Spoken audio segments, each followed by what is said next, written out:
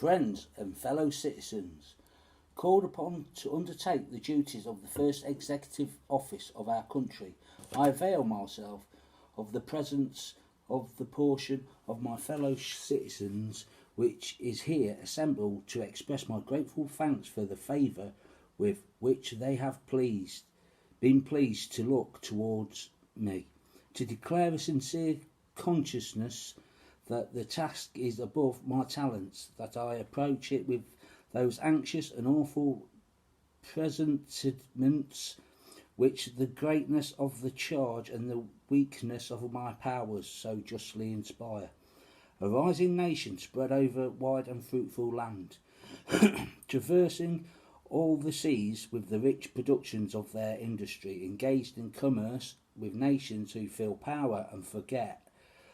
right, advancing rapidly to destinies beyond the reach of the mortal eye. When I contemplate these transcendent objects and see the honour, the happiness and the hopes of this beloved country committed to the issue and the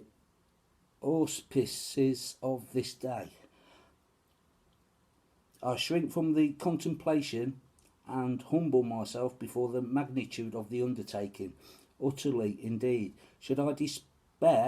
did not the presence of many whom I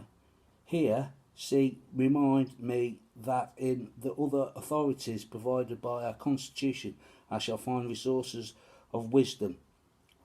of virtue and of zeal on which to rely under all difficulties.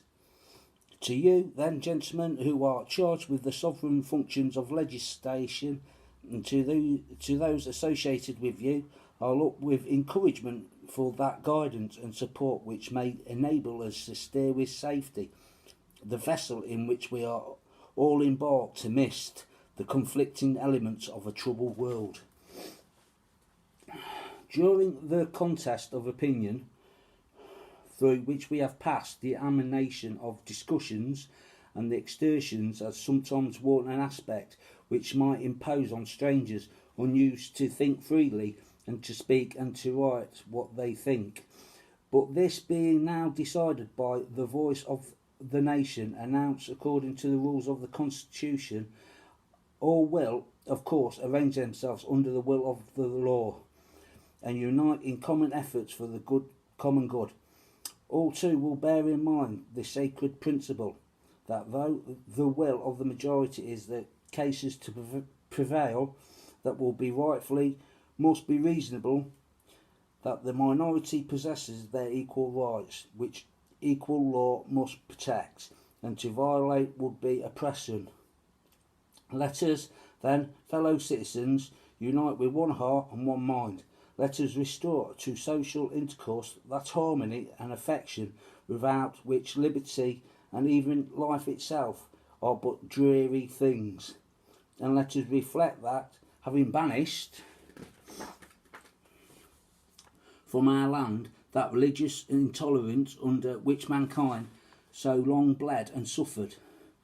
we have yet gained little if we countenance a political intolerance as despotic, as wicked and capable of as bitter and bloody persecutions during the throes and convulsions of the ancient world, during the agonising spasms infuriated man, seeking through blood and slaughter his long lost liberty. It was not wonderful that the agitation of the billows should reach even the distant and peaceful shore, that this should be more felt and feared by some and less by others, and should divide opinions as to the measures of safety. But every difference of opinion is not a difference of a principle. We have called by different names. Brethren, of the same principle, we are all Republicans, we are all Federalists. If there be any among us who wish to dissolve this union or to change its Republican form,